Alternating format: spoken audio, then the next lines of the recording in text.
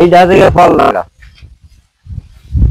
এখান থেকে 15 দিনের মধ্যে এই ক্ষেতটা একদম করলা গাছ কি এটা কি বীজ রোপণ করছিলেন নাকি চারা? না, এটা থেকে বীজ। বীজ সবজি বীজ কতদিন আগে লাগাইছিলেন? এখান থেকে এই 15 দিন লাগানি করি। 15 দিন। 15 দিনের মধ্যে তো আপনার অলরেডি অনেক বড় হয়ে গেছে। বড় হয়ে গেছে মানে এই মাথাটা ধরবে না এরকম একটা অবস্থা। ওই তো 15 দিনের মধ্যে 15 দিনের মধ্যে লাগাবার সাথে সাথে ওই গাছটা ফুল জ্বালিয়ে এসে গেছে। এই গাছ থেকে ফুল জ্বালিয়ে এসে গেছে, দেখছেন গাছটা? হ্যাঁ হ্যাঁ। এইটা আপনার কতদিনের মধ্যে করলা উঠবে? আর এখান থেকে সপ্তাহখানেকের মধ্যে। সপ্তাহখানেকের মধ্যে ওটা সপ্তাহখানেকের মধ্যে ওটা শুরু হয়ে যায়।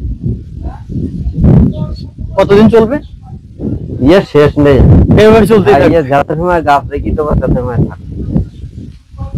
আমার নিজের কাছে, মানে আপনি কতদিন রাখবেন না রাখবেন এটা সম্পূর্ণটা আপনার নিজের কাছে। যখন দেখবেন যে না ফলন একটু কম হচ্ছে তখন মেরে দিবেন। দিয়ে তো আপনি ফেলাই রাখবেন না জায়গাটা, এখন অন্য কিছু লাগাবো, অন্য আরেকটা কিছু লাগাবো। এখান থেকে এখানটা 15 দিনের মধ্যে তো উঠবে, আর 15 দিনের মধ্যে এই মাথান ভরিয়ে যাবে। খুবই সুন্দর। ঠিক আছে কাকা, আমি বিষয়টা হচ্ছে আমরা আসছিলাম সাতক্ষীরা জেলার পায়রাডাঙ্গা গ্রাম।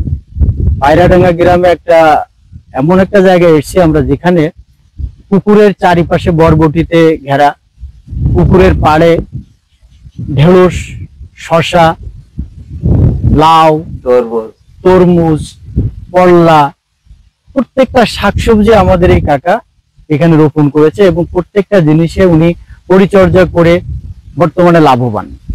আমরা আসছি পায়রাডাঙ্গা গ্রামে, কাকার সাথে দেখা হলো, কথা হলো।